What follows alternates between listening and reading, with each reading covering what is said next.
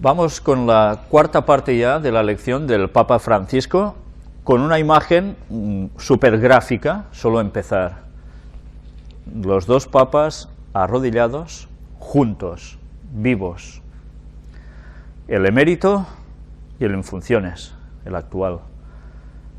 Y delante de ellos, una imagen. Luego hablaremos sobre esta imagen. Mientras tanto, vamos a ver precisamente ahora ya un vídeo. Como inicio a todo esto, vamos a ver un vídeo de un deseo profético, diría yo, hecho realidad. Profético, bueno, ahora lo veremos. Durante los días previos a la elección del Papa Francisco, el Vaticano se convirtió en un hervidero de turistas fieles y curiosos. Cada uno de ellos tenía una esperanza, una ilusión y un deseo por el nuevo Papa que iba a llegar, como este peregrino que mañana, tarde y noche paseaba por los alrededores de San Pedro, sugiriendo un nombre al que fuera elegido Papa. Tengo este deseo, que el nuevo Papa se llame Francisco, Francisco I, ya que ningún Papa se ha llamado así, y sobre todo, que se inspire en la vida de San Francisco. Se llama Saverio, Javier en español, pero no proponía a San Francisco Javier como nombre, sino a San Francisco de Asís y su modelo de vida, un nombre original porque nadie antes lo había elegido, pero sobre todo por su particular significado. Como ellos pueden elegir su nombre y ya hay tantos Píos, Benedictos, Leones, pero Francisco no hay ninguno. Como hay un aire de cambio, sería algo precioso que se llamara Francisco, Francisco I. Ese es mi deseo. Y parece que su esfuerzo se vio recompensado. El cardenal protodiácono John Louis Doran anunció quién sería el próximo Papa y también el nombre que tomaría. Qui sibi nomen imposuit Franciscum. Quizás fue una premonición, un fuerte deseo o una intuición que le llevó a hacer su particular campaña a favor de un nombre que nunca antes se había elegido. Lo que ha quedado claro estas semanas es que las reglas preestablecidas en el Vaticano se han roto. Ha llegado el primer Papa de América Latina, jesuita y con un nombre innovador. Un Papa que desde el momento de su elección rompió esquemas y protocolo también para esto.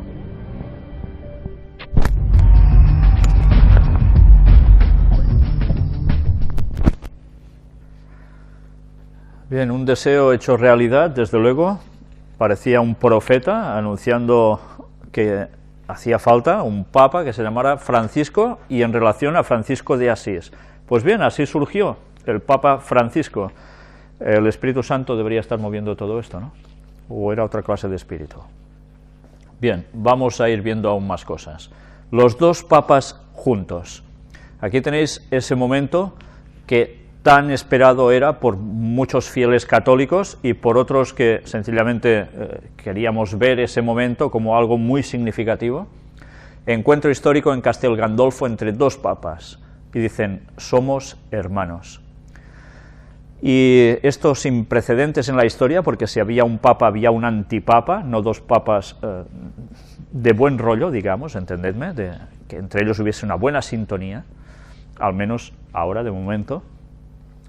Veremos ahora también cómo aquí se saludan, están 45 minutos juntos y después Francisco se vuelve al Vaticano. Pero mirad cómo sucede todo esto.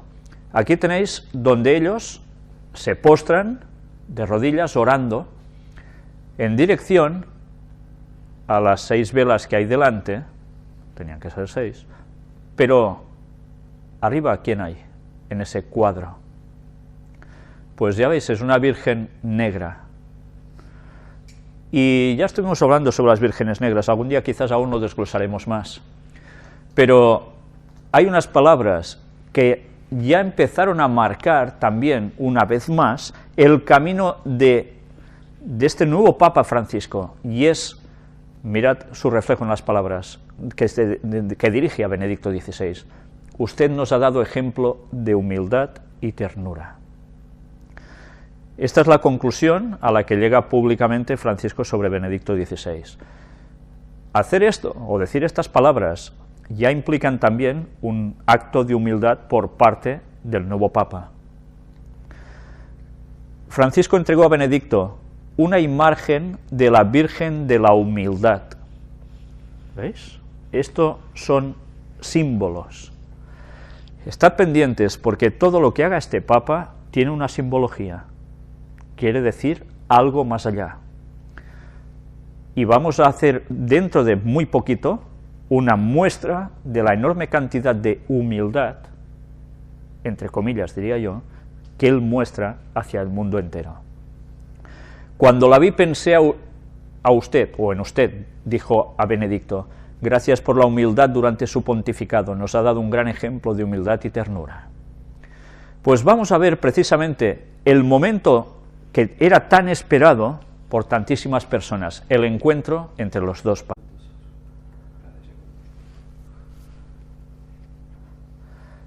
Bien, en esta imagen veis que delante de donde están postrados hay un pequeño púlpito con unas siglas, unas iniciales, IHS. Ya sabéis que es precisamente las iniciales de ¿qué? De la orden de los jesuitas. Y está en este mismísimo lugar. Sí, aparece arriba en la derecha de esta imagen. Nosotros comentaremos esto, pero vamos a comentar sobre estas palabras, esta palabra o estas tres iniciales, que son más adelante en esta misma conferencia, si nos da tiempo. Nosotros vamos a proseguir con la siguiente imagen, que a modo de resumen vamos a ver en fotografías. Aquí los tenéis, el momento del encuentro, ese abrazo histórico, aquí postrados ante esta tremenda imagen de la Virgen negra, y aquí los tenéis una vez más conversando, y cuando le ofrece el presente sobre esta otra Virgen, que se llama la Virgen de la Humildad. No sé si habéis notado que precisamente se ve ahora al Papa anterior, al emérito, como si hubiese pasado, hubiese hecho un bajón tremendo físico, ¿no? Y el otro, en cambio, con muy buena actividad. Y ahora vamos a hablar precisamente de quién es esa Virgen negra. Es la Madre de Dios de, y ahora perdonadme porque no sé cómo pronunciar esto, Czestochowa, que es la patrona de Polonia, conocida como la Madonna Negra. Y voy a leeros un poco de dónde sale esta Madonna Negra. No se conoce el origen de esta imagen milagrosa, ya lo veis, imagen asociada a milagro, que por muchos siglos ha estado íntimamente relacionada con la historia del pueblo polaco. Según una leyenda, después de la crucifixión de Jesús, cuando la Virgen María se trasladó a la casa de San Juan, llevó consigo algunos artículos personales, entre ellos una mesa hecha por el mismo Redentor, o sea, por Jesús, en el taller de San José. Se cuenta que cuando las mujeres piadosas de Jerusalén le pidieron a San Lucas que hiciese una pintura de la Madre de Dios, fue la parte superior de esta mesa la que el apóstol utilizó para pintar la imagen. Mientras aplicaba los broches y la pintura, San Lucas escuchó con atención cómo la Madre de Jesús hablaba de la vida de su hijo. Muchos de estos hechos fueron plasmados en su Evangelio. O sea que ya ves qué formas de iniciar algo, ¿no? Hacer una imagen como, en fin, y luego la Biblia nos habla que no a la idolatría, pero bueno, es igual. La leyenda cuenta que la imagen permaneció en los alrededores de Jerusalén hasta que fue descubierta por Santa Elena en el siglo IV. Desde luego Santa Elena es que encontraba de todo por todas partes.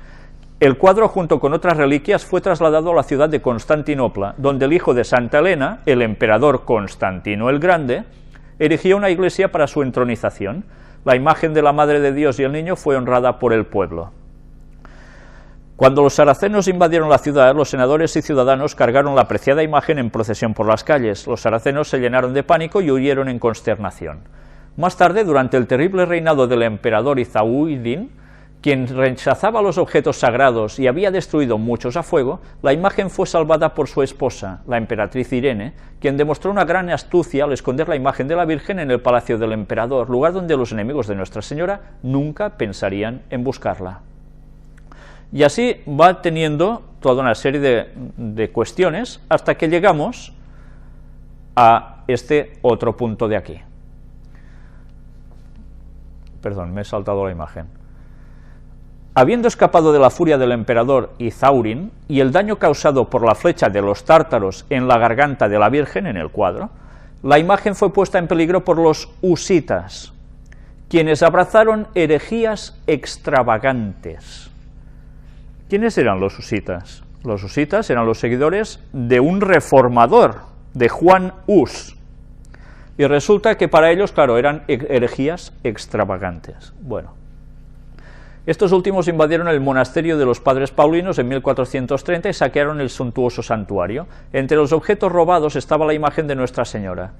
Después de haberla colocado en el vagón, los husitas avanzaron tan solo una corta distancia antes de que los caballos se rehusaran a caminar. Recordando que un incidente similar había ocurrido en San Ladislao, hacía unos 50 años atrás, y dándose cuenta de que la imagen había sido la causa, los herejes arrojaron la imagen al suelo. Esta se quebró en 3 pedazos. Uno de los ladrones sacó su espada, golpeó la imagen y le causó 2 cortaduras profundas. Cuando se preparaba para golpearla por tercera vez, cayó al suelo y se retorció en agonía hasta que murió. Las 2 cortaduras en la mejilla de la Virgen, junto con el daño causado anteriormente por la lanza en su garganta, han reaparecido siempre a pesar de los repetidos intentos de restauración. Bien, si esto realmente fue así, este tema podía estar perfectamente en el apartado de puertas dimensionales. Porque si todo esto surge por una imagen, qué cosas, ¿eh? ¿No recuerda esto un episodio bíblico donde también sucede algo sobre un ídolo, que es cada mañana lo encuentran caído en el suelo, un ídolo pagano? Y aquí, en cambio, es como si esto fuera algo muy bueno, como si fuera invertido, como si esto fuera una causa buena que defiende a la imagen. Pero bien, mirad una vez más cómo Satanás sigue haciendo plagios. Coge las cosas buenas, las gira y las hace ir hacia su lado. Y van habiendo más milagros con esta imagen, hasta el punto de que, mirad, dado el color tan oscuro de la cara y las manos de Nuestra Señora, la imagen ha sido afectuosamente llamada la Madonna Negra, frase que nos recuerda del Cantar de los Cantares: soy morena pero bella. ¿Veis qué fácil es aplicar las cosas que no proceden de Dios a las cosas que aparecen en el texto bíblico? En el libro El Cantar de los Cantares, Salomón, cuando habla de la Sulamita, le dice, tienen sus comentarios, y ella dice, soy morena pero bella, porque era morena, no era de piel blanca. Y ellos automáticamente, pues mira, así también es linda, es la Madonna Negra. Ya ves, qué fácil es tergiversar las cosas bíblicas. Y diréis, bueno, ¿qué tiene que ver que tenga un color negro? ¿Es porque soy racista acaso? No, es porque después veremos aún más cosas sobre qué pasa con las vírgenes negras. ¿Por qué hay este sentir de devoción hacia la Virgen Negra? Pues nosotros vamos a ver ahora otro lugar donde también hay una Virgen Negra, y es precisamente la Verge de Montserrat, la Virgen de Montserrat, que aquí en Cataluña. ¿Por qué las vírgenes son negras? ¿Es que la Virgen María era negra? ¿Jesús era negro acaso? No. ¿A qué se debe esta devoción? Bien, pues deberíamos conocer que realmente había una idolatría desde muy atrás en la antigüedad hacia imágenes de una señora con un niño que tenían este color, y que luego pasaron a ser denominadas como Virgen María con el niño Jesús. Y todo esto se remonta a los tiempos ya, cómo no, de Babilonia. Por tanto, no creáis que cuando veis este tipo de imágenes se está haciendo alusión verdaderamente a la Virgen María junto al niño Jesús, sino al paganismo más absoluto disfrazado de cristianismo. Adoración satánica una vez más. A veces uno se pregunta, ¿qué sienten o qué podrían sentir estos dos papas cuando están postrados así en esos momentos delante de esta imagen? Ellos saben lo que están adorando, ellos saben lo que están invocando. Pero bien, vamos a seguir avanzando. Nuestra gente agradece el Evangelio predicado con unción. Y aquí el Papa Francisco celebra una misa, junto a 1800 sacerdotes, utilizan un óleo, que era español, o hecho en España, y mirad qué nos sale de aquí. En la columna de la confesión se ha colocado una estatua de madera de la Virgen con el Niño. Esta estatua, conservada en los museos vaticanos, es una donación a Pablo VI del entonces presidente del Brasil, João Goulart, en ocasión de su elección en 1963. La obra de la escuela brasileña es del siglo XVIII y representa a Nuestra Señora de Montserrat. Siempre las vírgenes negras merodeando en esta cuestión. Y si antes hemos visto que habían esas iniciales de IHS, vamos a ver un poco más sobre el tema de los jesuitas. 11.000 alumnos catalanes estudian con los jesuitas. Los ejercicios espirituales, como los que hizo San Ignacio, son su ADN. Y esto, que veis en la fotografía, es Manresa. Es uno de los puntos importantes de la ruta de San Ignacio, porque hay personas que se dedican a seguir la ruta de San Ignacio de Loyola, y San Ignacio de Loyola estuvo precisamente en Montserrat, y especialmente en una cueva. ¿Y qué sucedió en esta cueva? Pues bien, mirad qué nos pone este pequeño artículo, os lo iré traduciendo. La cueva de Montserrat, punto de peregrinaje. La Compañía de Jesús es una de las órdenes más importantes en Cataluña, ya que San Ignacio de Loyola, su fundador, experimentó su transformación aquí, en Montserrat, donde se desprendió de la ropa de noble, la dio a un pobre, y de su espada, que la dejó a los pies de la Madre de Dios, en Manresa, y en Manresa, en el año 1522, estuvo recluido en una cueva, rogando, meditando y escribiendo sus famosos ejercicios espirituales, textos que son la guía de los jesuitas. La cueva donde estuvo San Ignacio, la cueva de Manresa, es uno de los puntos importantes de la nombrada ruta ignaciana. Cada año más de 5.000 personas hacen ejercicios espirituales allí, y más de 35.000 visitan la cueva y el santuario. En una cueva, él se transforma, y es donde, a través de ruegos, meditaciones, escribe los ejercicios espirituales. Esto es en la zona cercana ya a Montserrat. ¿Qué tiene esta montaña que tanta espiritualidad conlleva? Ya estuvimos hablando en el tema de puertas dimensionales sobre Montserrat, ¿verdad? Pues aún hay muchas más cosas que están allí, y iremos hablando, si Dios quiere, con el paso del tiempo. Y ahora vamos a hablar sobre el dragón. Y diréis, bueno, el dragón, ¿qué es el dragón? Un animalito. Y hemos hablado de profecías muchas veces, y hemos visto cómo precisamente en la Biblia a Satanás se lo simboliza a través de un animal, que es el dragón. Mirad este vídeo de cuando el Papa, en la Basílica de Roma, de San Pedro, va precisamente hacia donde dicen que está la tumba de San Pedro. Estad atentos a las imágenes que vais a ver en este vídeo.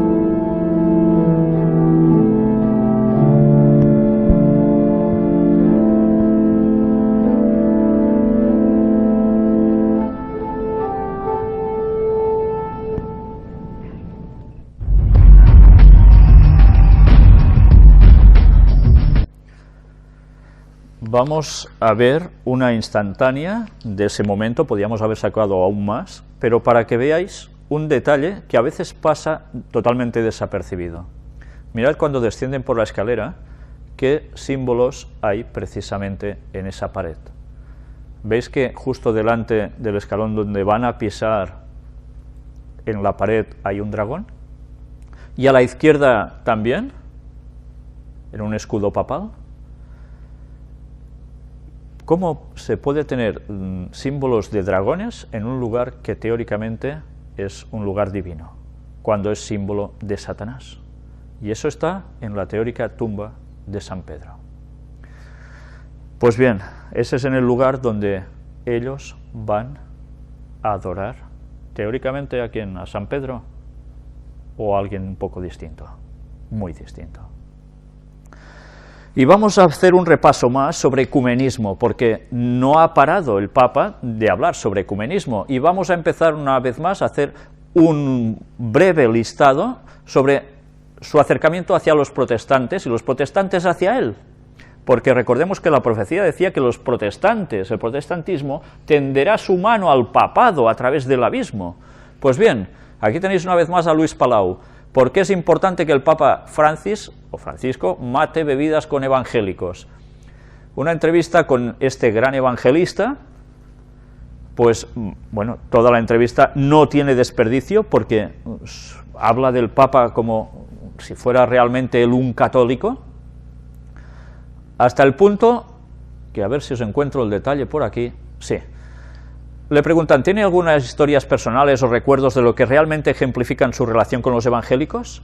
Un día le dije, usted parece amar mucho la Biblia, y él dijo, ¿sabes? Mi gerente financiero de la Arquidiócesis de Buenos Aires es un cristiano evangélico. Le dije, ¿por qué sería eso? Y él dijo, bueno, puedo confiar en él, y pasamos horas leyendo la Biblia, y orando y bebiendo mate, un té verde argentino. La gente hace eso con sus amigos, compartir y pasar el mate, y cada día cuando él estaba en la ciudad, que era a menudo, después de comer él y su gerente financiero, se sentaban juntos, leer la Biblia, orar y mate trago. Para mí, él estaba haciendo un punto acerca de su relación con los evangélicos, diciéndome que la confianza y la amistad. ¿Sabéis? Se ha rodeado también de evangélicos. ¿Recordáis el vídeo que pasamos en la conferencia anterior? ¿Quién era su jardinero, con el cual también se dedicaba a orar un miércoles, creo, 1 hora enterita? Un evangélico. Mirad qué acercamiento tan impresionante está teniendo, y siempre basado en el estudio de la Biblia y la oración. Recordad las palabras que os he dicho ahora, basados sobre todo en el estudio de la Biblia.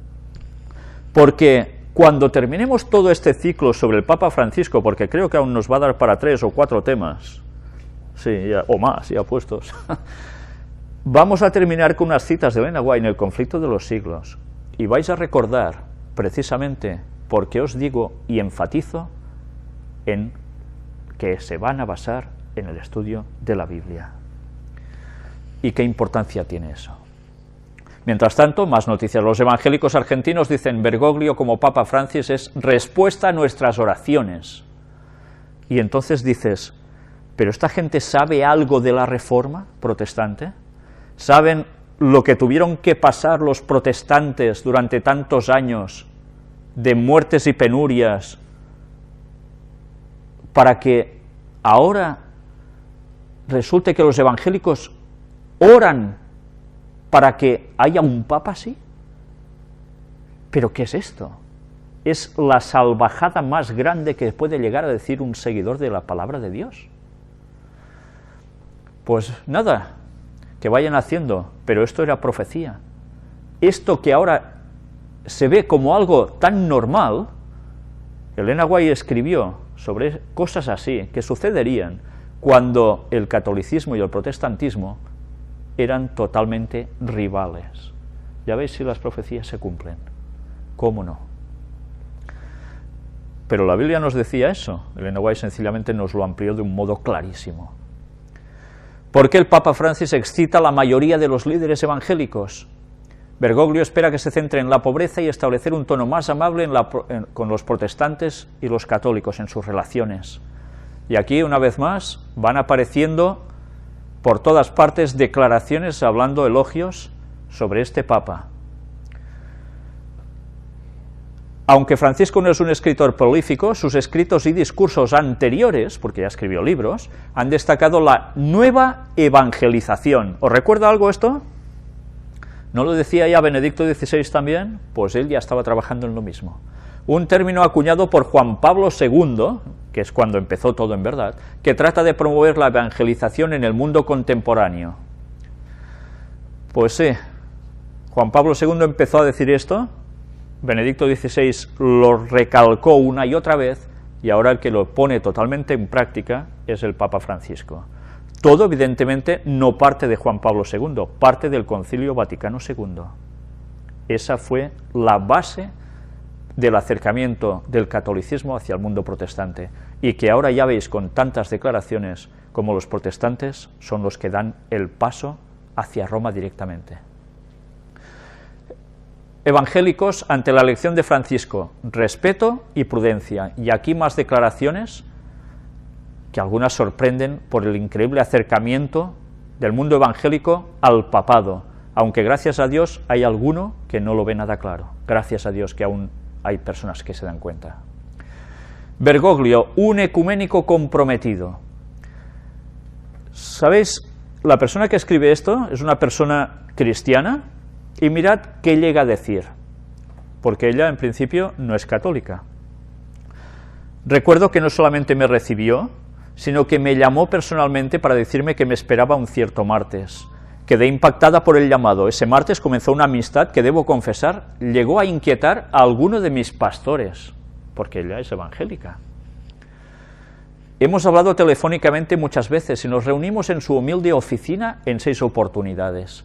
Era tan sencillo que me recibía y se sentaba en la silla más pequeña de la sala. Era tan sencillo que sacaba una agendita gastada y escrita a mano para pasarte algún contacto. Era tan sencillo que me acompañaba siempre hasta la puerta. Era tan sencillo que me preguntaba qué me había parecido su última homilía. Era tan sencillo que me pedía que rezara por él. Era tan sencillo que me comentaba que le gustaba leer las reflexiones del libro, las reflexiones de un hombre simple, escrito por mi padre, el cardenal leyendo a mi padre.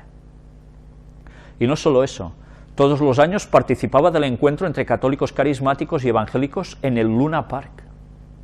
Curioso, además, en el Luna Park, un lugar impresionante, Parque de la Luna. No se sentaba con la pastoral, sino que se ubicaba entre el público y había que rogarle que se acercara al escenario. Recibí de Bergoglio el apoyo total al tratamiento de la ley de libertad e igualdad religiosa. Envió a un representante del episcopado en cada oportunidad que fue tratada en el Congreso para apoyar la iniciativa junto a representantes de todas las religiones. Como evangélica puedo decir que tengo un amigo en Roma. Firmado Cynthia Houghton, diputada nacional, MC, presidente, Valores para mi país. Pues ya veis qué fácil es caer en las artes de los jesuitas. Qué fácil es. Todos, aquí no se libra nadie, caen todos. Y así será, van a caer todos. Alianza Evangélica Mundial ofrece al Papa colaboración pese a las diferencias. Y así, más reflexiones al respecto. El Papa Francisco llama al ecumenismo. Y todos, pues sí, vale. Qué pocos son los que se quedan al margen. Y se dirige también a judíos y musulmanes, recordemos esto, no solo a protestantes. Y no solo a estos, sino también a los ateos. Ya lo veréis.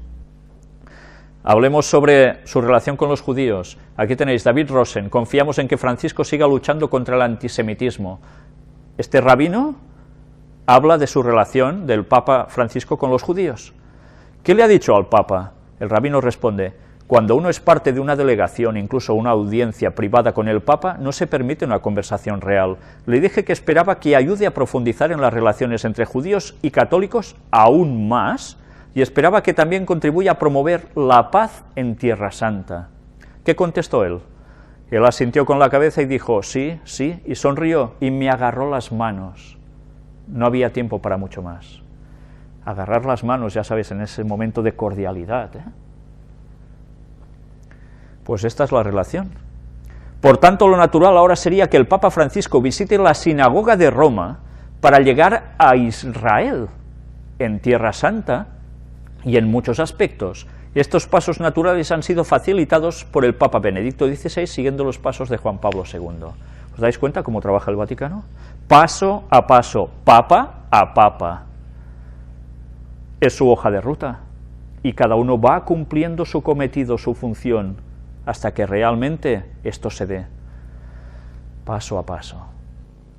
El Papa Francisco dice: explotar una industria y llevarse el dinero fuera es pecado. ¿Y cómo? ¿Dónde lo dice? En una conversación con un rabino. ¿De qué está hablando entonces? De la moral en los negocios, en la economía. El Papa Francisco asegura que la evasión fiscal es pecado y que el cristianismo condena con la misma fuerza tanto al comunismo como al capitalismo salvaje, según se desprende del libro Sobre el cielo y la tierra, debate, diálogo entre Jorge Mario Bergoglio y el rabino Abraham Escorca. Ya veis, una vez más, diálogo entre ellos. Existe una propiedad privada, pero con la obligación de socializarla con parámetros justos. Un ejemplo claro de lo que sucede es lo que pasa con el dinero que fuga al exterior. El dinero también tiene patria, y aquel que explota una industria en el país y se lleva el dinero para guardarlo afuera está pecando, afirma Francisco en su conversación con el rabino. Bueno, a ellos no hace falta llevarse el dinero de sus empresas a otros lugares, porque ya tienen Suiza y tienen tantos lugares para guardar sus lingotes. Aunque sí reciben el de los demás, es curioso. Vídeo Papa y judíos. Vamos a ver precisamente en este vídeo este tipo de relaciones. El cardenal Jorge Bergoglio asistió a la sede de la AMIA para rendir homenaje a las víctimas del atentado de 1994. Es el primer representante de la Iglesia Católica en visitar la Mutual Judía. A poco más de un mes de cumplirse 16 años del atentado a la AMIA, el arzobispo de Buenos Aires, Jorge Bergoglio, realizó la primera visita de un cardenal primado de la Iglesia Católica a la sede de la Mutual Judía en Pasteur al 600. Y acá quiero reconocer primero lo que es la solidaridad de una comunidad. Esta es una casa de solidaridad. Y la solidaridad es una reserva que tenemos nosotros dentro como pueblo, no la perdamos. Hay un ejemplo de solidaridad con todas las filiales, con todo el trabajo que hacen para luchar por el bien común, primero.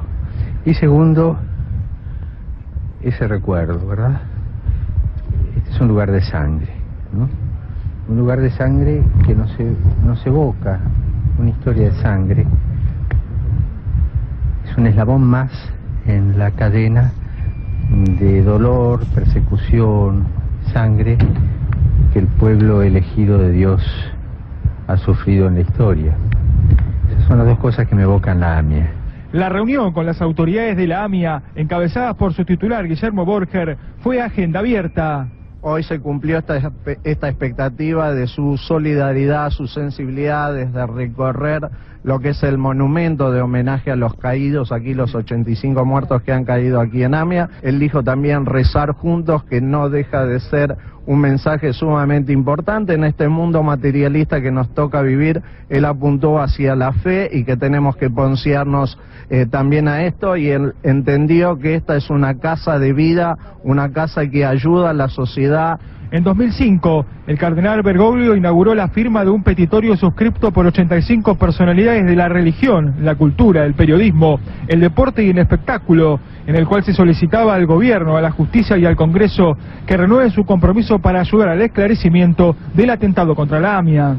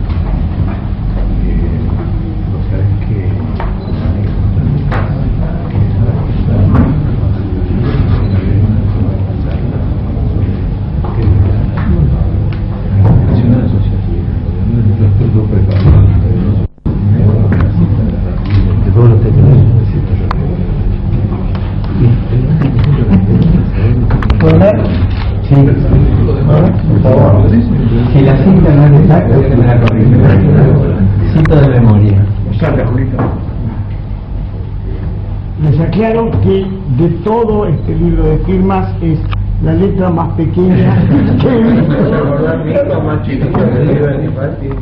Está bien, para cuando lo vamos a invitar vuelvo a poner ahí también más lugar. Cuenta, como el libro tiene muchos años para que no Sino que lo lean. cuenta, o lo lee usted mejor. Mejor. Mejor usted, cardenal. Cuenta las arenas del mar, así será tu descendencia. Doy gracias al Señor porque en este día le permite compartir un trecho del camino con sus hermanos mayores a este granito de arena. Que soy yo.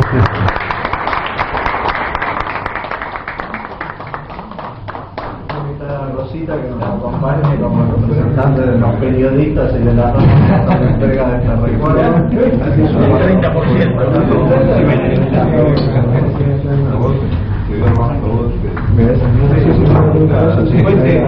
Dani, queremos una foto del cardenal y del gran rabino. Ya. Sí. Bueno, que se repita, esta es su casa, del Teilín, de los Salmos. Creo que es el Y el justo como la palma florecer. Creo que es el Salmo 79. Que dice Raúl. Que Jeremías también lo toma. Santica, Tamar y Flaca. Por eso Samia comunidad.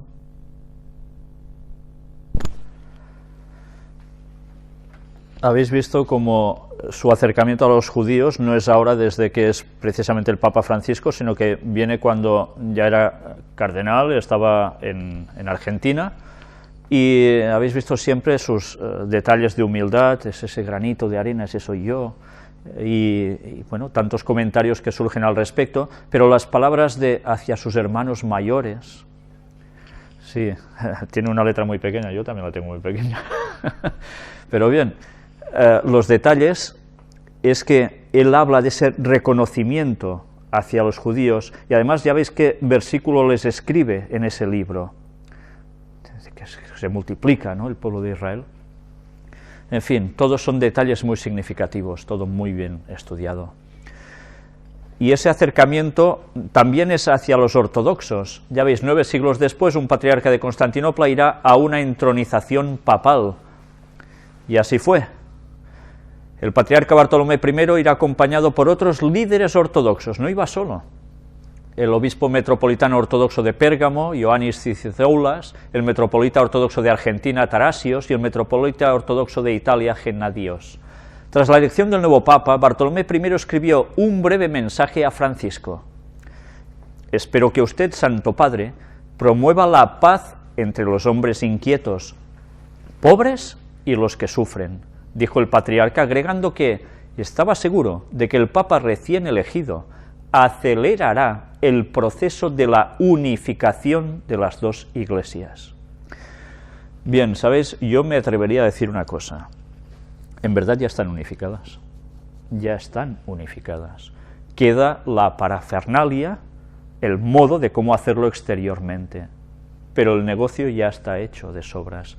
¿Sabéis? Me ha llamado mucho la atención cuando precisamente he visto en las noticias que el patriarca de Chipre hacía referencia a que quizás sería bueno que Chipre saliese del euro y que la Iglesia va a apoyar y hará todo lo necesario para estar con el pueblo. Ya sabéis que detrás de esas maniobras, de todo ese proceso, está el Vaticano. Ya sabéis que Chipre, al igual que Malta y el Vaticano, van muy, pero que muy juntos. Pues bien, el caso es que esto aún no se ha podido mostrar al público, como esa unión que se está trabajando tanto entre católicos y protestantes, pero los pasos son muy amplios y muy bien dados. El patriarca ortodoxo de Estambul viaja a Roma para misa inaugural del Papa, y aquí nos decía: el portavoz señaló que este gesto histórico inaudito desde el gran cisma de 1024, o sea, no hace 4 días precisamente, que dio lugar a la Iglesia Católica, servirá para el acercamiento de las dos iglesias. Bartolomeo I había subrayado últimamente la importancia de acercar posturas con la Iglesia Católica para trabajar a favor de una futura reunificación de las dos iglesias, que juntas representan unos 1.500 millones de creyentes en el mundo. Son muchos, ¿eh? Deseo que continúe nuestro viaje hacia la reconciliación y la consolidación del diálogo por la unidad de nuestras iglesias hermanas, había escrito el patriarca en un mensaje de felicitación al Papa Francisco el miércoles pasado. El patriarca ecuménico de Constantinopla, nombre antiguo de la ciudad de Estambul es Constantinopla, esto me recuerda a una canción de los Teleñecos, es el líder más respetado de las 14 iglesias ortodoxas autocéfalas, aunque no ejerce una jurisdicción concreta sobre estas entidades eclesiásticas, sino que tiene el rango de primero entre iguales. Pues basándose en esto, van a conseguir ese ecumenismo. Y sabéis, un ecumenismo con una fuerza detrás de 1.500 millones de creyentes es de un gran peso. Imaginad cuando estos 1.500 millones de creyentes se unan con los protestantes y también con el otro grupo que están trabajando como musulmanes, ¿qué va a suceder contra todos aquellos, unidos a judíos también, vayan contra un sistema que van a establecer como es el nuevo orden mundial? Sí, el 25% de la población mundial, sí, pues por ahí, sí. Y pensemos que esta fuerza va a ser realmente muy grande en comparación con la minoría del pueblo de Dios, del auténtico pueblo de Dios. Pero, ¿sabéis? Además hace un acercamiento a alguien, y es a esos feligreses que han dejado el catolicismo, va a recuperar feligreses. Francisco reconoció que la Iglesia perdió fieles y pidió a ir a buscarlos. Por tanto, la nueva evangelización consiste también en recuperar a esta cantidad enorme de personas que han ido dejando las iglesias. ¿Y cómo afecta que hayan elegido a un papa argentino entre la gente en Argentina? Pues así, reencuentro con la fe. La elección de Francisco acerca a la gente a la iglesia. El fervor religioso que despertó el nuevo papa se percibe en los confesionarios, donde los fieles hacían filas para pedir perdón. Es increíble cómo se funciona por lo que se ve. A mí me llamó también la atención esta imagen, donde se ve a esta mujer, parece ser aquí haciendo cola, a ver cuál de los dos confesionarios terminan antes, pero además, confesionarios donde se ven quién se confiesa. O sea, esto ya para mí es inaudito, es una supermodernización, ¿no? Antes era todo oscuro, sí, con una mano encima sobre la cabeza, aplicando un perdón. Bien, eso de imposición de manos ya sabemos de qué va. Puede ser cuestión divina o puede ser cuestión de todo lo contrario, sí. Ya sabemos lo que se puede llegar a transmitir con ello. Pero ya veis, la gente está reaccionando de un modo muy concreto. Yo me pregunto, ¿qué va a suceder cuando ahora el Papa viaje a un lugar que es Brasil? Veremos cómo reacciona la gente también. Pero además va a ir para todos en ese ecumenismo. Veamos este otro vídeo donde el Papa habla del diálogo entre religiones. El Papa Francisco se reunió con los representantes de las confesiones cristianas que acudieron para participar en la inauguración del pontificado. El líder de la Iglesia Ortodoxa, Bartolomeo I, saludó al Papa y agradeció su sencillez porque permitirá hacer llegar el mensaje cristiano a todos los hombres. La scelta della semplicità da parte della vostra amata e onorata santità ha reso e rende evidente il criterio che vi guida nella scelta dell'essenziale. Ciò riempie di speranza i cuori di tutti i vostri fedeli sparsi nel mondo e in generale di tutti gli uomini.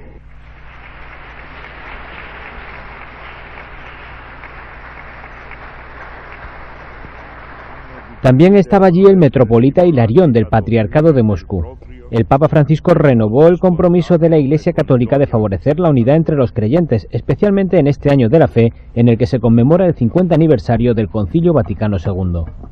Da parte mia desidero assicurare, sulla scia dei miei predecessori, la ferma volontà di proseguire nel cammino del dialogo ecumenico. Y ringrazio sin d'ora il Pontificio Consiglio per la promozione dell'unità dei cristiani.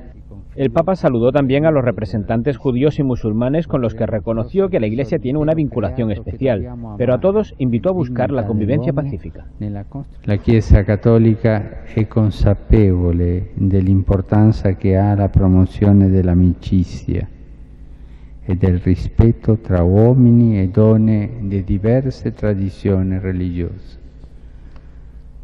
Questo voglio ripeterlo. Promozione dell'amicizia e del rispetto tra uomini e donne di diverse tradizioni religiose. Tras los discursos, el Papa saludó uno a uno a todos los representantes religiosos. El saludo más entrañable fue con su amigo el rabino de Buenos Aires, al que abrazó con fuerza.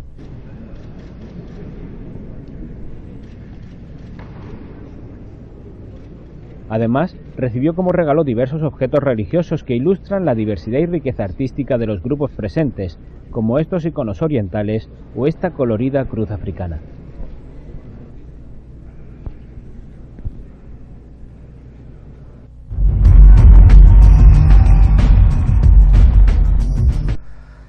Bien, he querido deteneros la imagen aquí porque hay unos detalles en este suelo que luego veréis la importancia que van a tener. A veces nosotros no nos damos cuenta de los lugares por donde ellos van pisando y los emblemas que hay en ese suelo con esas simbologías. ¿Sabéis? Tanto en esta imagen que veis, como en otras que podíamos también detener la imagen de esta filmación, veréis que hay estrellas de 8 puntas. Aquí en la parte inferior derecha la podéis ver perfectamente, bueno, está un poco cortada, pero se cuentan sus 8 brazos. En la izquierda, detrás de este señor, donde hay otro señor pisando la estrella, también de 8 brazos, y había otro que estaba en un macetero o algo parecido así, debajo también había otra estrella de 8 puntas, y diréis, bueno, esto es sencillamente un adorno. Pues bien, veréis que de este adorno hablaremos un poco después. Sí, aparece también en la pared y aparecen en otros lugares. Vamos a ver cómo todas estas simbologías quieren decir algo. Nosotros estuvimos hablando en las puertas dimensionales sobre la cuestión gótica. Sabéis, los campanarios góticos constan de 8 puntas arriba. Y el 8, ¿qué es? El 8 es sencillamente, ya lo sabéis, un trazo que no se termina nunca, es la eternidad, el cosmos, el espacio. La estrella de 8 puntas, la simbología, no varía. Pero ¿dónde veremos más adelante esta estrella de 8 puntas? Que quiere decir que abarca el universo, el infinito. Recordad esto porque más adelante veréis dónde. No sé si en la conferencia de hoy, pero hablaremos de ello. Y vamos a seguir ahora con la siguiente toma. Y esta es la siguiente toma. Un papa para todos los cristianos. Si hemos visto en el vídeo de que abarca no solo a cristianos, abarca también a todas las denominaciones religiosas que hay. Pero bien, evidentemente el ecumenismo básico funciona con los cristianos. Y aquí, bueno, nos va dando más detalles de todo esto. Y mirad ahora también qué llega a suceder en Buenos Aires, asueto escolar en Buenos Aires por la asunción del Ministerio Petrino, anunciado por el Ministerio de Educación porteño. La decisión fue anunciada a través del Ministerio de Educación porteño y solo correrá para el turno de mañana de las escuelas públicas y privadas. Los niños no deberían ir a escuela. Libres. La medida fue decretada por considerar un hecho histórico la elección del hasta hace poco arzobispo de Buenos Aires, cardenal Jorge Mario Bergoglio, como 266º papa, expresó el comunicado oficial. La ciudad considera que la elección del Papa Francisco es uno de los acontecimientos más importantes que se han producido a lo largo de toda la historia argentina y que excede largamente el fenómeno religioso, precisó el parte de prensa que despachó la cartera educativa del Ejecutivo. Excede largamente el fenómeno religioso, lo supera, lo trasciende. Sostuvo además que el asueto promueve que el martes 19, creyentes o no creyentes, religiosos o laicos, se unan en una celebración compartida por la elección de este eminente argentino nacido, criado y educado en nuestra ciudad. ¿Sabéis? Cuando leí esto, lo primero que me vino a la cabeza es el rey Nabucodonosor, la estatua, y todos, crean o no crean, sean de donde sean, tienen que humillarse ante la estatua. La imagen de la marca de la bestia. En fin, ya veis, si llega a ser importante y llega a tener trascendencia todo esto. Francisco y el sueño de la unidad religiosa, y aquí vamos viendo imágenes con los ortodoxos, con los judíos, celebrando un encuentro con ellos, ya veis, incluso con la kipá, el sombrerito famoso judío, que tanto parecido tiene también con el católico, ¿verdad? ¿Por qué será? Y desde luego siempre hablan de construir puentes. Mis orígenes me impulsan a trabajar para construir puentes, cuenta Francisco. Es importante intensificar el diálogo entre las distintas religiones. ¿Indica quién? El sumo pontífice. ¿Entendéis por qué se le llama sumo pontífice? Es el tendedor de puentes. Y aquí es cuando se hacen un regalo, tienen un pequeño diálogo, y de aquí extraemos, es importante intensificar el diálogo entre las distintas religiones. En primer lugar, con el Islam, pero también con los ateos, indica el Papa. El sueño está en marcha. Ya veis, va hacia el Islam con diálogo también. También hay que ganárselos. Los que no sean ganados van a sucumbir de otros modos, eso está claro para ellos, pero los van a ganar también por el diálogo. Pero también ¿con quién el diálogo? Con los ateos. Van a por todos. Cuando la profecía dice que todo el mundo irá en pos de la bestia, es todo el mundo. No quiere decir que una pequeña parte de aquí, otra de allí. No, no, no. Las profecías se van a cumplir. Ahora vamos a ver otro vídeo donde el Papa Francisco está precisamente con el patriarca Bartolomé I. Primer encuentro del Papa Francisco con el otro gran líder cristiano, el patriarca Bartolomé de Costantinopla. Deve essere molto stanco. Non credo, oggi ancora no. Ancora no. El principal líder de la Iglesia Ortodoxa propuso al Papa encontrarse el año que viene en Jerusalén por los 50 años del abrazo entre sus dos predecesores, Pablo VI y Atenágoras. Desde hacía 1000 años, el patriarca ortodoxo de Constantinopla y el obispo de Roma no se hablaban y se habían excomulgado recíprocamente. Con este gesto comenzó el proceso de reconciliación. Desde hacía 1000 años, el patriarca ortodoxo de Constantinopla y el obispo de Roma no se hablaban y se habían excomulgado recíprocamente. Con este gesto comenzó el proceso de reconciliación que hoy sigue en marcha. Luego el principal líder de la Iglesia Ortodoxa regaló al Papa un icono y el Papa le entregó esta cruz. Questo piccolo dono va prezioso, va il cuore. perché è croce e perché viene da lei. También el Papa se reunió brevemente con el representante del patriarca Kirill, líder de la Iglesia Ortodoxa rusa. El metropolita Hilarión le entregó un icono de la Virgen de la Humildad. Dos visitas que confirman la buena marcha de las relaciones entre la Iglesia Católica y los patriarcados ortodoxos. Muchas gracias.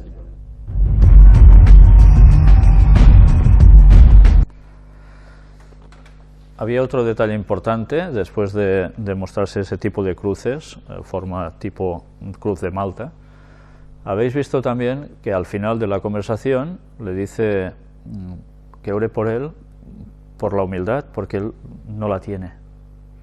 Pues nos vamos a hartar de ver signos de humildad de este nuevo Papa. Preparaos porque en breves momentos entraremos en ello.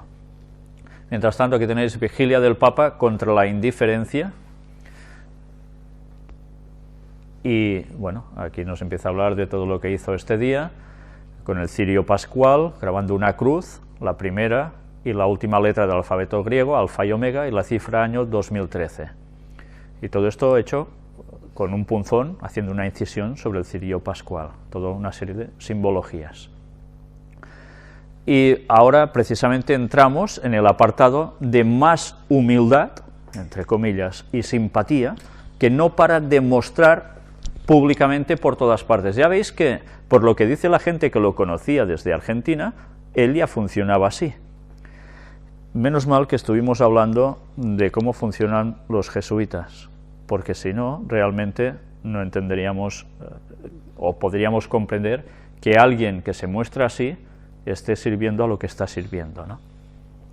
El nuevo Papa sorprende al mundo poniéndose una pulsera y hablando del demonio. No cedamos más al pesimismo que el diablo nos ofrece todos los días, ha instado el Papa durante su encuentro con los obispos. La pulsera amarilla es una diseñada por un sacerdote de Sudáfrica para los jóvenes en el año de la fe. Y se la puso. Ya sabéis que esto está de moda con los futbolistas también y estas cosas, ¿no? O solidaridad por tantas otras cosas. Todo es muy cotidiano, muy afable. El Papa explica cómo eligió Francisco entre las bromas de los cardenales del cónclave. Y esto también nos vamos a dar cuenta de que, ya ves, hace incluso unos gestos con el pulgar hacia arriba de ok, ¿no? Todo es muy cordial, de mucha simpatía. Y mirad también incluso esto, cuando llega a hablar de cómo elige él el nombre. El Papa Francisco, en una audiencia con los medios, explicó entre bromas por qué eligió el nombre de Francisco en referencia al santo de Asís. Ya ves, entre bromas, ¿eh? Durante mi elección tenía junto a mí al arzobispo emérito de Sao Paulo, el cardenal Claudio Umes, un gran amigo, que cuando el asunto se empezaba a poner peligroso me confortaba, explicó. Después agregó, cuando los votos llegaron a los 2/3 y los cardenales aplaudieron, él me abrazó y me besó y me dijo, no te olvides de los pobres.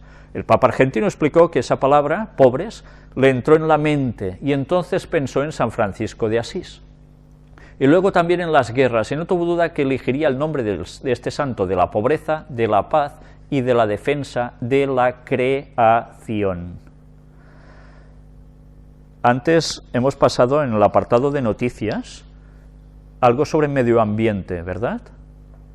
Creación, medio ambiente, todo va vinculado. ¿Quién está detrás de lo que está sucediendo con el tema de medio ambiente? El pontífice también relató entre risas algunas anécdotas del cónclave al explicar que algunos de los cardenales le pidieron que se llamase Adriano en honor de Adriano VI, conocido como el Reformista, o incluso le propusieron el nombre de Clemente XV para vengarse de Clemente XIV, que suprimió la orden de los jesuitas. Pues nosotros vamos a ver este vídeo donde aparece el Papa entre bromas, que así llega también a las personas.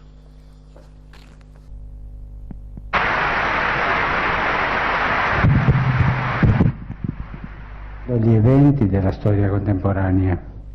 È importante, cari amici, tenere in debito conto questo orizzonte interpretativo, in questo momento in che noi abbiamo creato una relazione non tanto buona, no? È l'uomo che ci dà questo spirito di pace, l'uomo povero, come vorrei una chiesa povera, e per i poveri. Dopo alcuni hanno diverse battute, no? Ma tu dovresti già chiamarti Adriano, perché Adriano VI è stato il riformatore, bisogna riformare. E un altro mi ha detto no, il tuo nome dovrebbe essere Clemente. Ma perché? Clemente XV, così ti vendichi contro Clemente XIV che ha soppresso la compagnia di Gesù. Sono battute.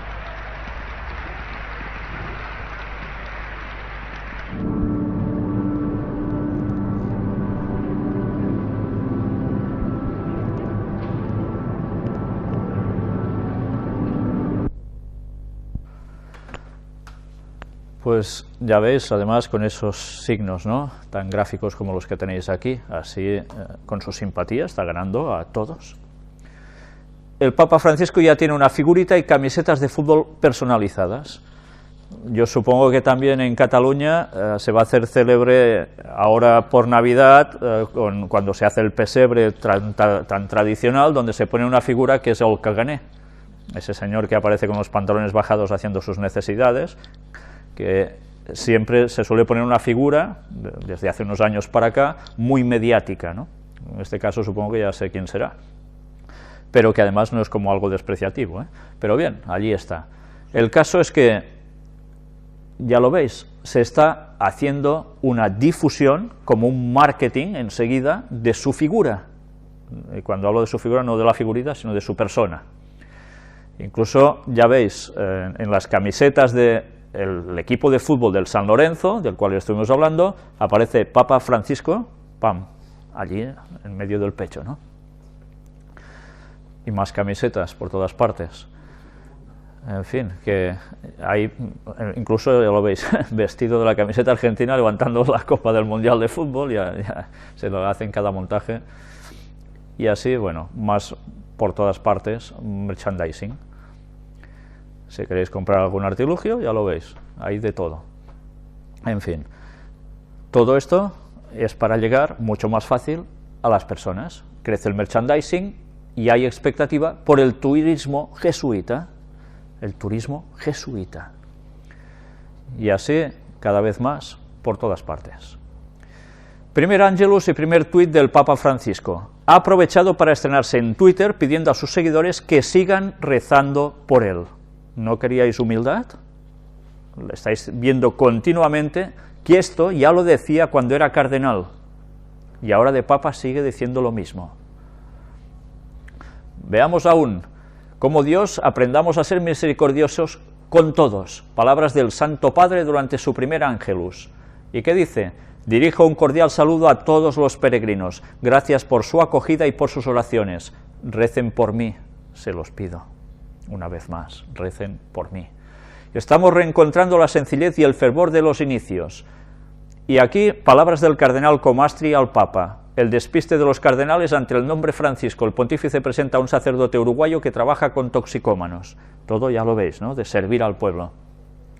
Concluida la misa celebrada por el Papa Francisco en la parroquia de Santa Ana, situada en el interior del Vaticano, el cardenal Angelo Comastri, vicario general del Papa por la ciudad del Vaticano y arcipreste de la Basílica de San Pedro, que había concelebrado con el Santo Padre, tomó la palabra.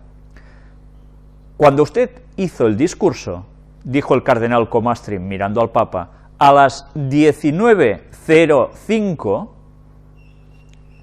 porque miré el reloj, debería haber visto la cara de los cardenales. Desde hace 2000 años nunca había pasado en la Iglesia que un Papa se llamara Francisco. Quien estaba a mi lado me preguntó, ¿qué dijo Francisco? ¿Tenemos un Papa Francisco? Y la voz se esparció a todos los cardenales. Todo el mundo estaba pendiente del reloj, todo el mundo pendiente cuál sería su nombre. ¿Por qué? Porque eso tendría una particularidad. Es de algún modo, Santo Padre, lo que está sucediendo. Estamos reencontrando la llaneza y el fervor de los inicios, añadió el cardenal Comastri, emocionando así a los fieles. ¿A qué están volviendo? A los inicios, a la humildad. ¿Cómo eran los primeros cristianos? No tenían nada prácticamente, ¿no? Eran pobres y asistiendo a los pobres. Pues bien, ese es el objetivo que está marcando para su Iglesia. Cerca de 50 personas, una a una, se acercaron a saludarlo. Lo abrazaban, le besaban la mano. El Papa de pie tenía una palabra para cada uno. También acarició a algunos niños que estaban con sus padres y les pedía que rezaran por el Papa. Después se acercó al público que se apiñaba en las barreras de protección, saludó y cambió apretones de manos. Esto es un Papa cercano, ¿eh? Querido por todos, y él queriendo a todos. Y aquí tenéis el Tinelli de Bergoglio. Esa escena, cuando fue elegido Papa, nos dice, era humilde y sencillo, lo he cruzado por el barrio a las 5 de la mañana, esperando el colectivo para ir a la iglesia, describió el Tinelli del Papa. Es un hombre, ya lo veis, de a pie totalmente, nunca mejor dicho. Francisco, zapatos negros contra zapatos rojos, los que utiliza el actual Papa, que ya veis cómo son, sencillitos, los que utilizaba Joseph Ratzinger, Benedicto XVI. Una vez más, ¿por sus zapatos los conoceréis? Bueno, pues tampoco, tampoco, porque por el disfraz te pueden engañar también. esos zapatos usados. Y ahora vamos a ver cómo en este vídeo el Papa besa a un discapacitado, y es una imagen que ha impactado a mucha gente.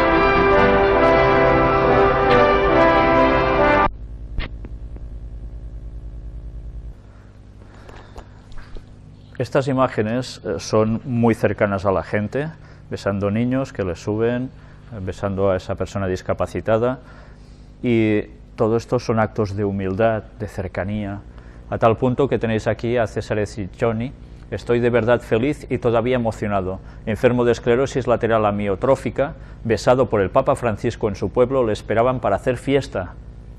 Imaginad, le esperaban para hacer fiesta porque le ha besado el Papa. En 1982, en una audiencia privada con los fieles de San Benedetto del Tronto, me besó Juan Pablo II, o sea que no es la primera vez que lo besa un papa. He recibido un nuevo beso en la frente, el del Papa Francisco, y estoy de verdad feliz y todavía emocionado.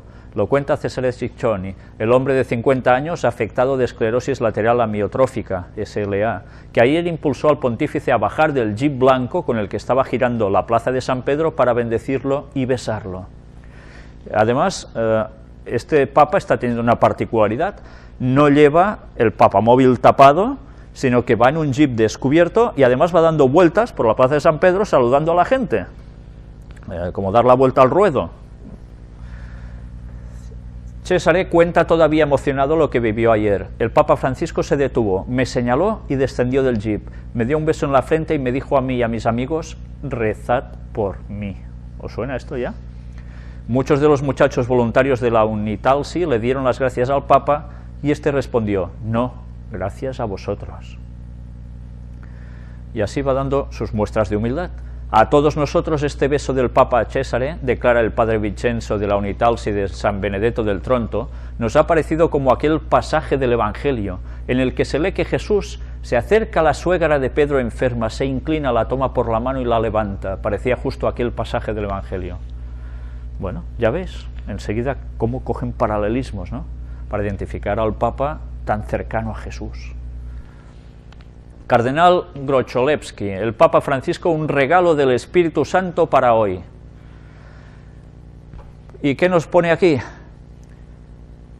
Juan Pablo II unió y dio entusiasmo, Benedicto convenció con la razón y Francisco habla a los corazones. Una definición para cada papa: un paso a dar seguido del otro, todo en su agenda bien marcada. ¿Por qué piensa que será un gran pontificado?, le preguntan. El cardenal dice: por su sencillez y modo de hablar, profundo y llano. Pienso que hoy, de parte de la Iglesia, es necesario tener esta sencillez, y no hablar por encima de las cabezas, sino a los corazones, y este Papa sabe hablar a los corazones de los hombres. Si Karol Wojtyła hubiera estado en este cónclave, ¿hubiera sido elegido? ¿O cada papa es para una determinada circunstancia histórica? Nunca mejor dicho, esta pregunta. Es el Espíritu Santo quien elige al papa. Primero se necesitaba un papa como Juan Pablo II, que dio coraje, ánimo, entusiasmo a la Iglesia. Después fue necesario un papa intelectual para convencer al mundo sobre la racionalidad de la fe, la cultura, razón, ciencia, etc. Ahora Se necesita un papa que hable a los corazones de los hombres, que demuestre que la fuerza de la Iglesia no se debe solamente a nuestros cerebros e inteligencia. ¿Qué ha subrayado el Papa Francisco? La fuerza de la Iglesia es Cristo, y el Papa Francisco lo ha subrayado muchas veces, y me gusta tanto que crean la fuerza de la oración y le pida a todos que recen. Pienso que será un gran pontificado. Yo también creo que va a ser un gran pontificado. Sí, directo al corazón, desde luego, para ganarse a muchísimas personas. ¿Sabéis? Cuando antes he pasado las imágenes que habéis visto de cómo se ha acercado a tantas denominaciones y se sigue acercando, católicos, protestantes, ortodoxos, musulmanes, judíos, ateos, y me siguen llegando mensajes de adventistas que oyen a hermanos adventistas de sus iglesias que dicen: este papa sí que es distinto, este papa sí que es bueno, este papa vale. Dices, ¿cómo puede ser? Por desechar la profecía y hablar solo de amor en nuestras iglesias, ahora están cayendo en la trampa. ¿Nos damos cuenta de la importancia de predicar el mensaje profético último de amonestación al mundo basados en la profecía? Por el amor solo, por el sentimentalismo, la confusión va a entrar en las mentes de las personas. Mirad si estaba bien preparado por Satanás para que la Iglesia adventista dejara de hablar de profecías del tiempo del fin y se centrara en el amor.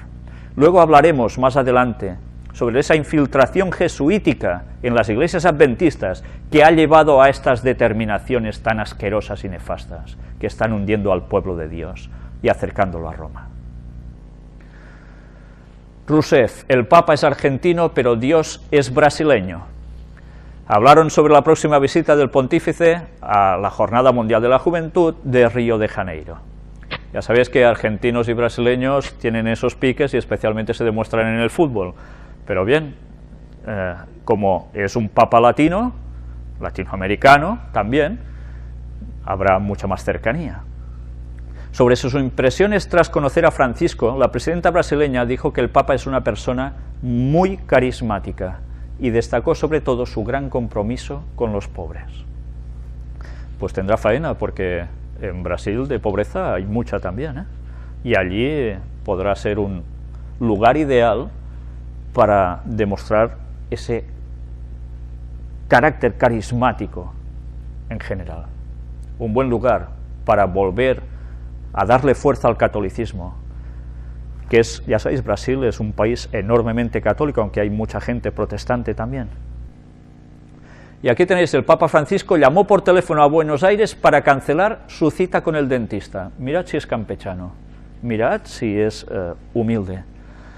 Una de las primeras llamadas que hizo el Papa Francisco fue a su hermana María Elena, y demostró su talante ahorrador, además. Le pidió que dijera a toda su familia que estaba bien, que no los llamaba personalmente porque le saldría muy caro al Vaticano, y a partir de allí las llamadas se sucedieron.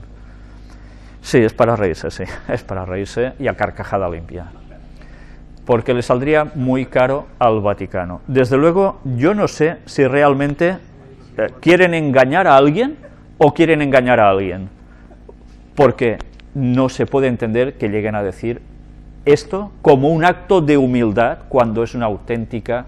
En fin, sin comentarios para el adjetivo que diría ahora.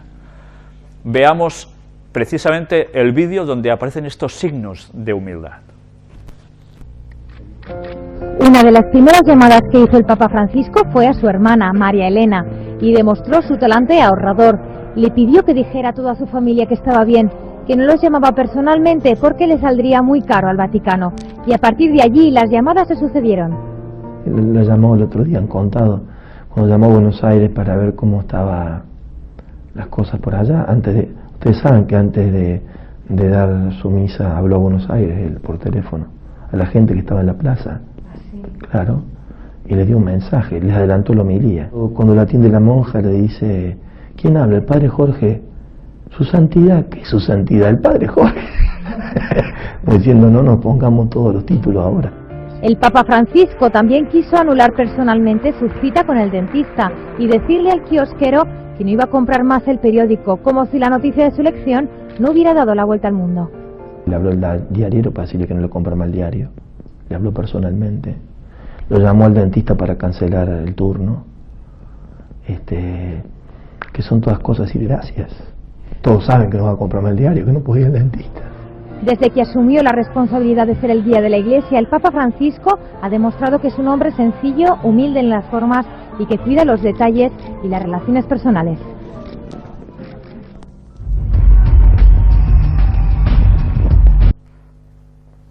Bien, más signos de humildad ya no podéis llegar a encontrar, ¿no? El Papa celebrará la misa del Jueves Santo en un centro de reclusión de menores. ¿No se pueden encontrar aún más signos de humildad? Vamos a ver si no. Precisamente, ¿qué sucedió?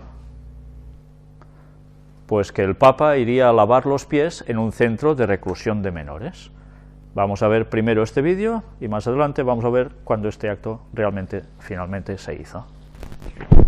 Otra sorprendente novedad. El Vaticano ha anunciado que el Papa Francisco celebrará la misa del Jueves Santo junto a los presos.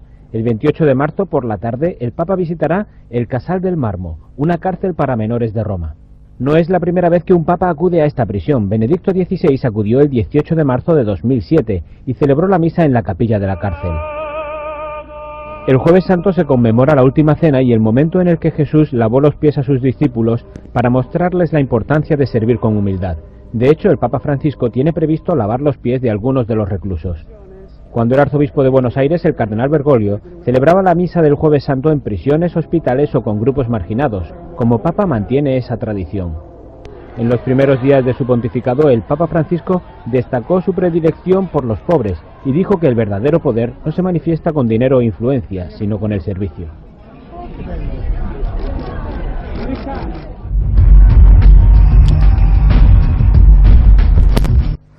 Pues como no se manifiesta el auténtico poder con dinero sino con servicio, el Vaticano ha anunciado una vez más que va a dar toda su riqueza a todos los pobres de este mundo para que el hambre deje de existir. Y si os lo creéis, pues enhorabuena, porque yo no me lo voy a creer jamás. Pero bien, ya veis que esto ya lo hacía él en actos cuando era cardenal, ir a estos lugares, a cárceles y demás. Recordad siempre las citas de Elena White en El conflicto de los siglos, porque una vez más cuando vemos esto nos viene a la memoria las formas de hacer de los jesuitas. Otra revolución del Papa Francisco: no viviría en el departamento papal. ¿Por qué? Porque el departamento papal era muy grande, dice, allí cabría mucha gente, y es un lugar que no le va a él quiere una cosa más sencilla.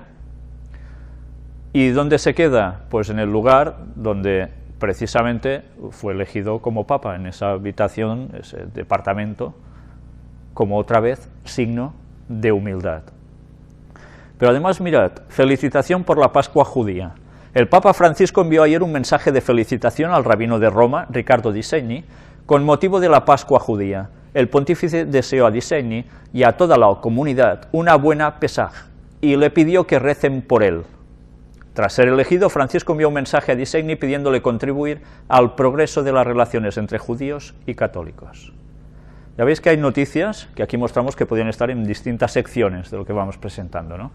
Pero que realmente, una vez más, nos damos cuenta su acercamiento al pueblo judío. Y hasta incluso pidiendo que recen por él.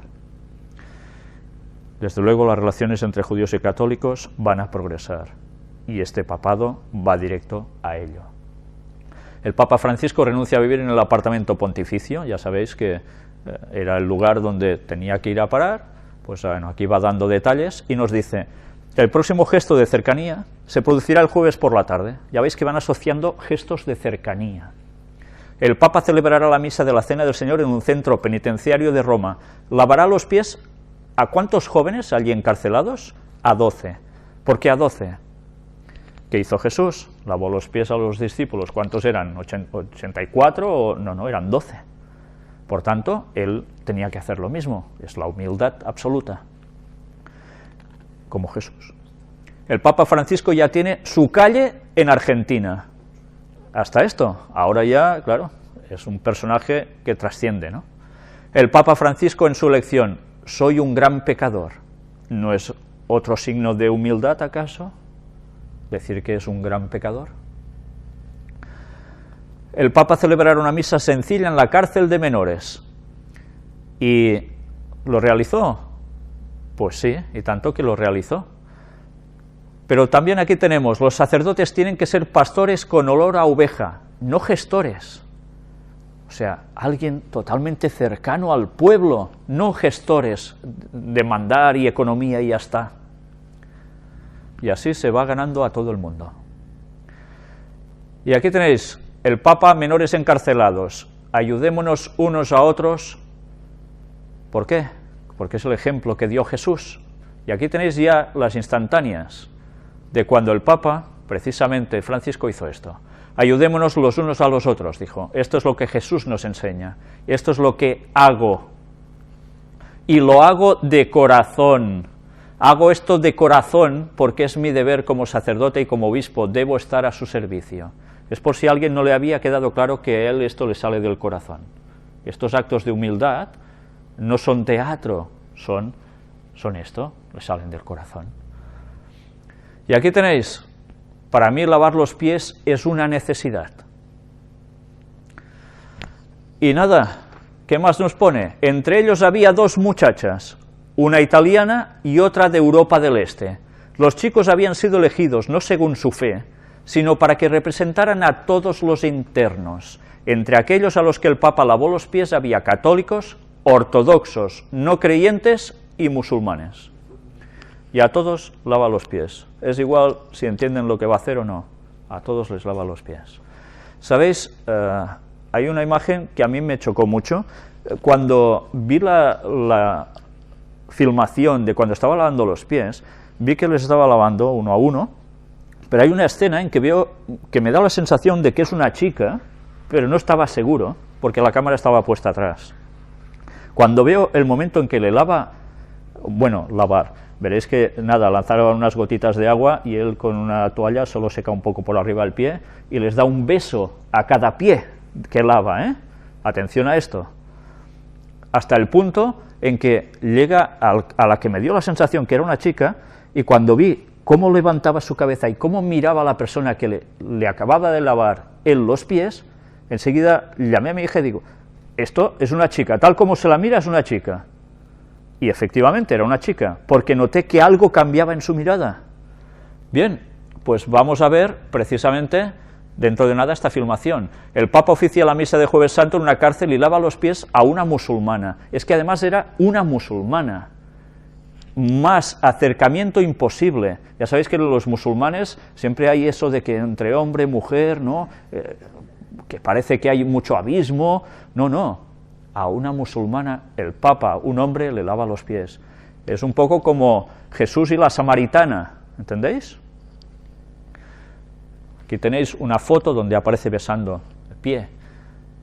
Pues nada, mirad incluso un comentario que apareció, que me pareció también interesante mostrároslo aquí. Sabéis que la gente, cuando se pone una noticia en según qué medio, pueden poner comentarios. Y aparecía este que os he extraído, que dice: los verdaderos musulmanes creen en Jesús también, no solo en Mahoma y Alá. Al respecto, en un debate realizado en un programa televisado de la cadena SABC-TV, en 1983, bajo el título El cristianismo y el islam, panelistas en representación de la religión musulmana declararon las siguientes palabras: nosotros los musulmanes creemos que Jesús fue uno de los mensajeros más poderosos de Dios, que Él era el Cristo, que Él nació milagrosamente sin ninguna intervención masculina, que Él dio vida a los muertos por permiso de Dios y que Él curó a esas personas que nacieron ciegos y los leprosos por permiso de Dios. De hecho, ningún musulmán es un musulmán si él o ella no cree en Jesús. ¿Veis cómo van a quedar también en el mismo saco? Pues nosotros ahora vamos a ver el vídeo donde el Papa lava los pies a esos 12 jóvenes.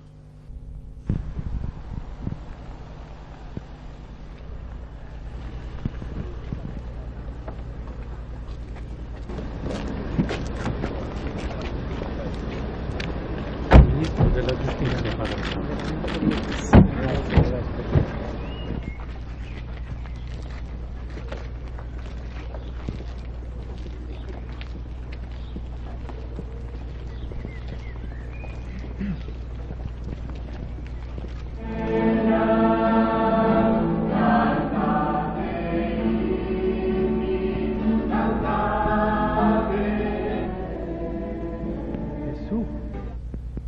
lava i piedi ai suoi discepoli.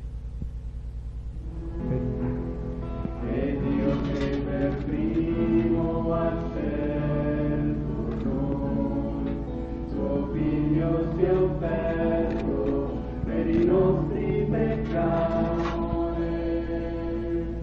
Dio ama, Dio ama, Dio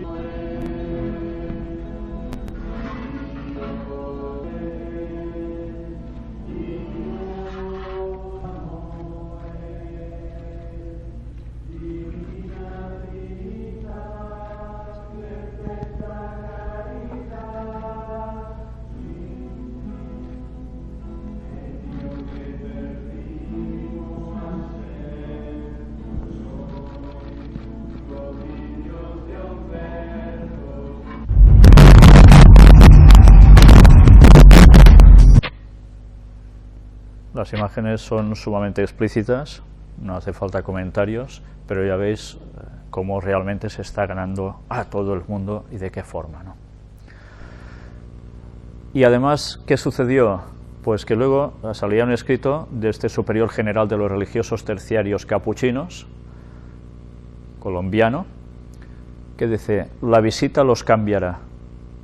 O sea, la visita del Papa a ese lugar era algo que podía hacer cambiar a esas personas, esos jóvenes muchachos, de su delincuencia.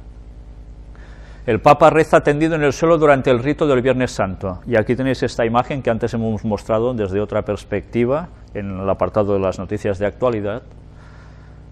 Lo tenéis durante unos minutos, estuvo tumbado en esta posición, totalmente de humildad ante Dios.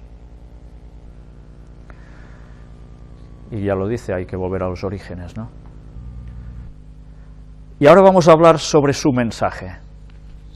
Y vamos a ver un primer apartado de misericordia y perdón. No nos cansemos de pedirle perdón a Jesús, Él no se cansa de perdonarnos. La homilía de 6 minutos pronunciada por el Santo Padre, centrada en el Evangelio del perdón. Centrada en el Evangelio del perdón. El mensaje de Jesús es ese, la misericordia.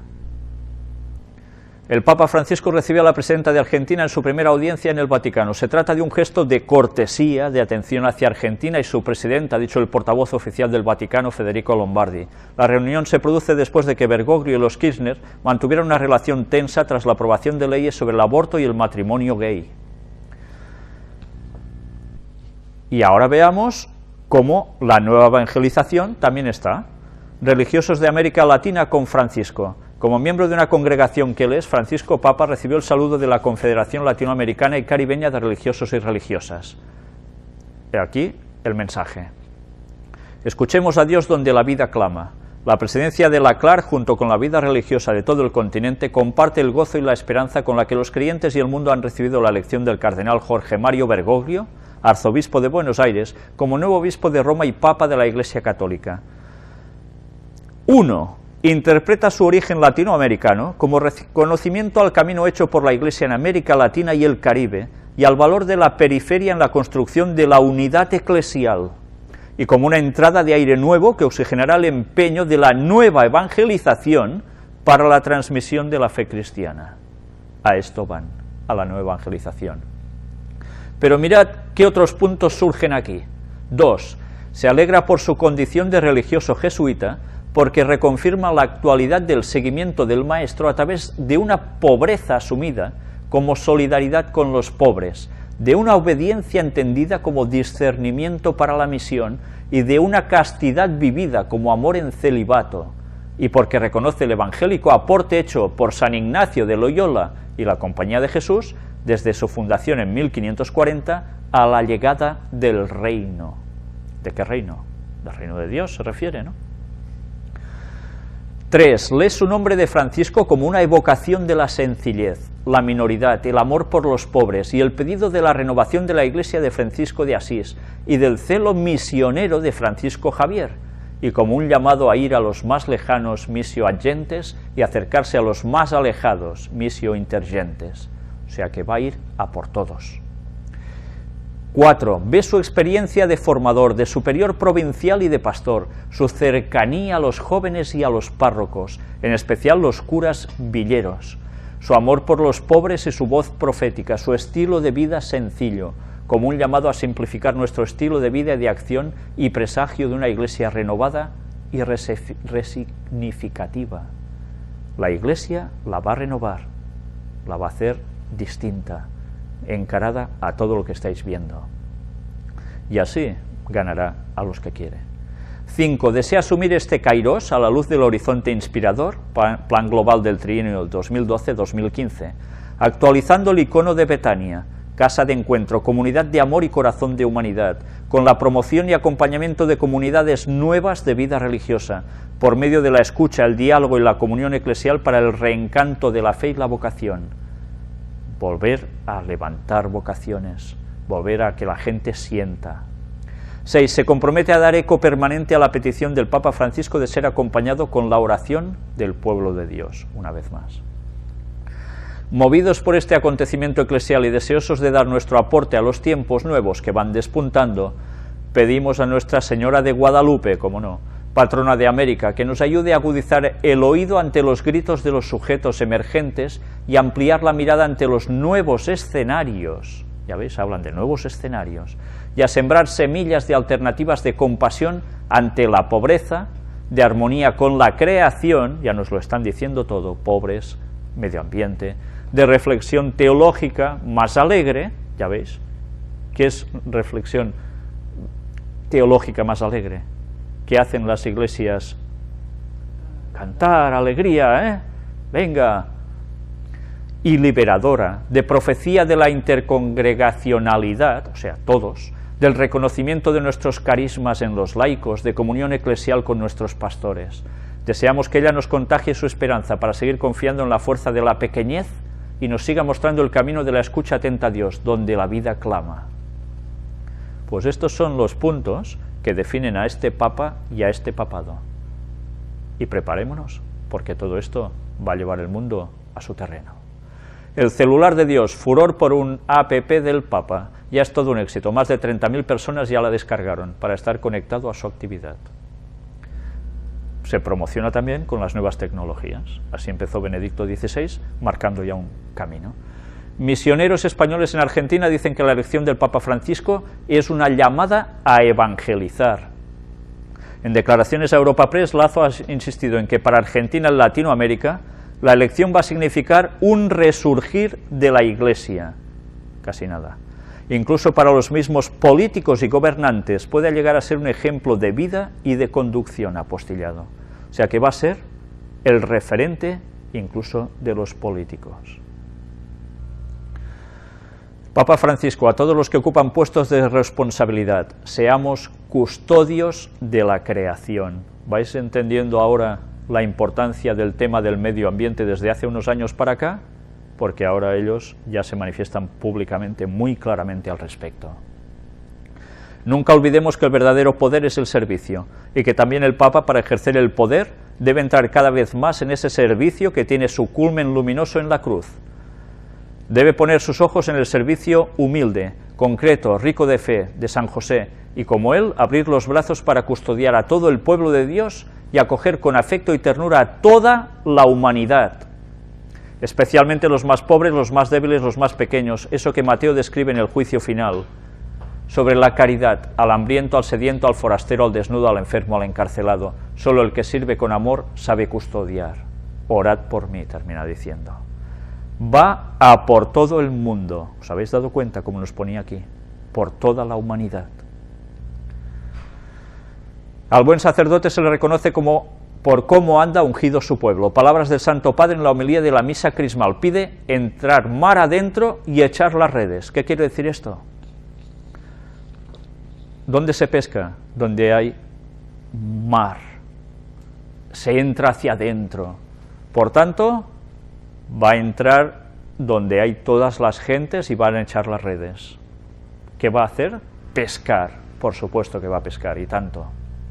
Cuando estamos en esta relación con Dios y con su pueblo, y la gracia pasa a través de nosotros, somos sacerdotes, mediadores entre Dios y los hombres.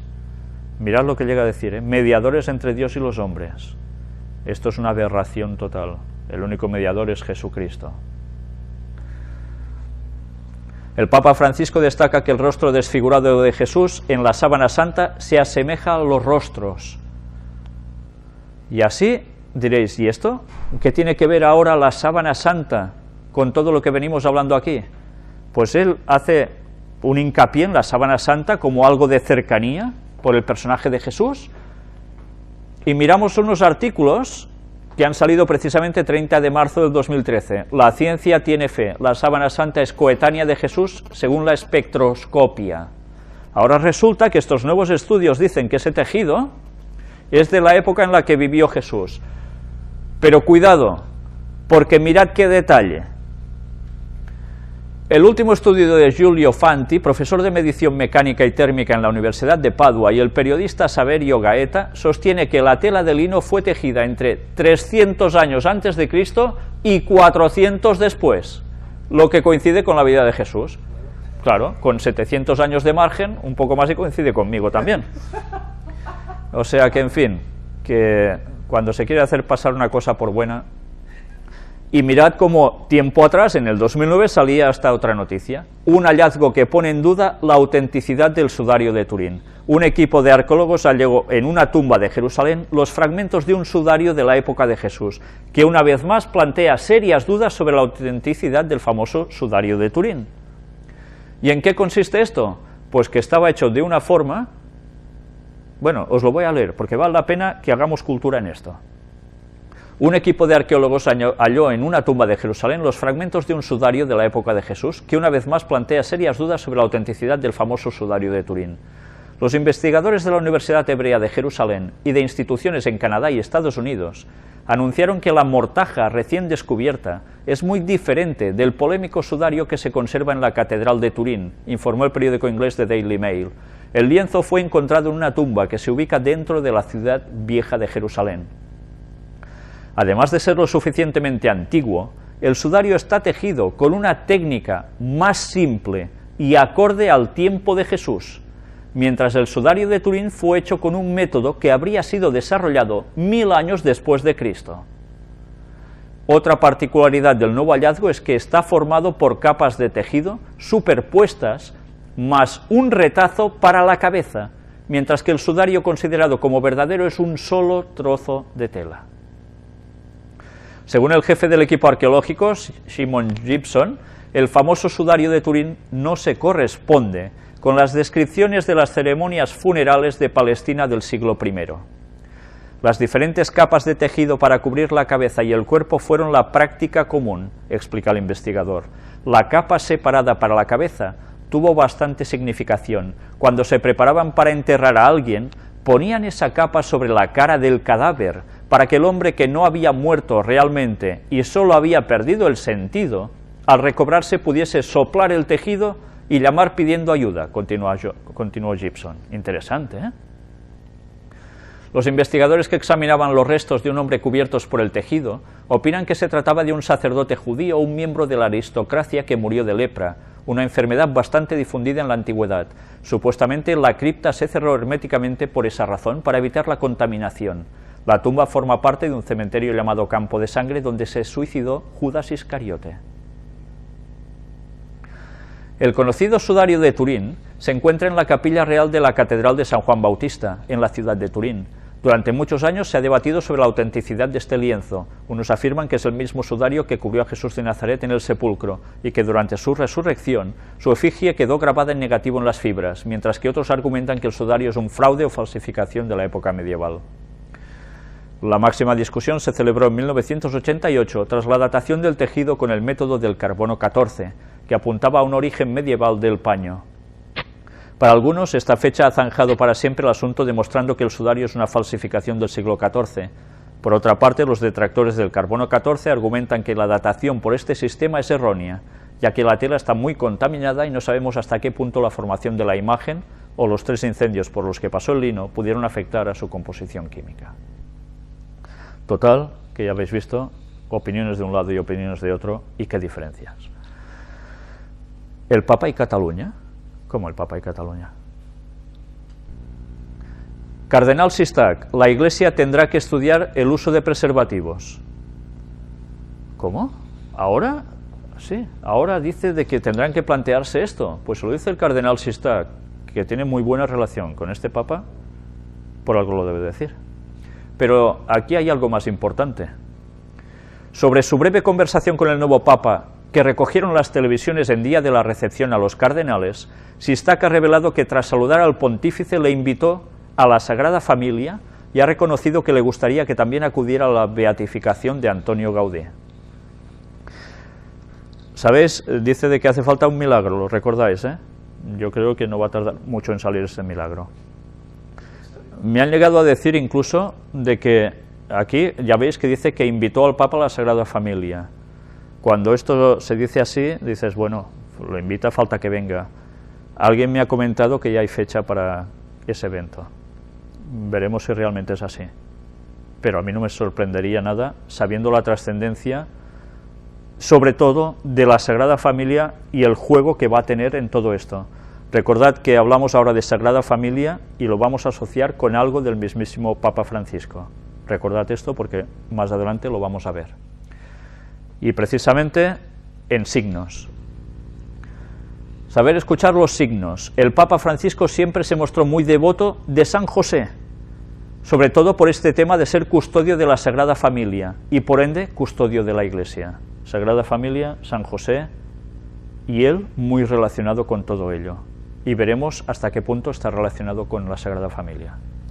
Francisco será un Papa del que tendremos que acostumbrarnos a leer sus signos y sus acciones para interpretar lo que nos quiere decir. Es curioso, Esto no lo he dicho yo, pero está aquí. Lo que yo os había dicho de que hay que vigilar con su forma de hacer y sus signos, que todo quiere decir algo, ya lo veis, no me lo he inventado, resulta que en verdad es así. Y nosotros vamos a terminar con este mensaje de paz. No es un mensaje de paz mío, es un mensaje de paz del Papa. El Papa Francisco pide la paz en Siria, Península de Corea y Oriente Medio. En Siria, ¿qué hay? Guerra. En Oriente Medio, ¿qué hay? Conflictos. Y en Península de Corea está a punto, probablemente, de iniciarse una guerra. Y ya sabéis que cuando el Papa dice paz en un lugar, es que hay guerra, o va a haber guerra. Ese doble lenguaje. Ojalá me equivoque, ojalá no haya esa guerra, porque en las guerras mueren muchísimas personas y muchas desgracias por todas partes. Pero desde luego estemos atentos, porque el Papa es jesuita, y Adolfo Nicolás, el general de la orden jesuita, fue elegido como general de la orden porque llevaba 20 años sabiendo de los temas de Asia, los domina a la perfección, y dijeron que trabajarían arduamente para Asia. Y curiosamente, en la zona asiática, en Corea, está a punto de haber un conflicto que puede ser tremendo. Si no sabemos las cosas y hacemos un poco de retroceso a veces, no nos podemos dar cuenta quién está trabajando en los lugares para que sucedan ciertas cosas y con ciertos objetivos. Aquí tenéis todo el artículo, por si os interesa leerlo. Nosotros vamos a terminar sencillamente con un escándalo. La pedofilia no es un delito, según uno de los cardenales que eligió al Papa esta semana.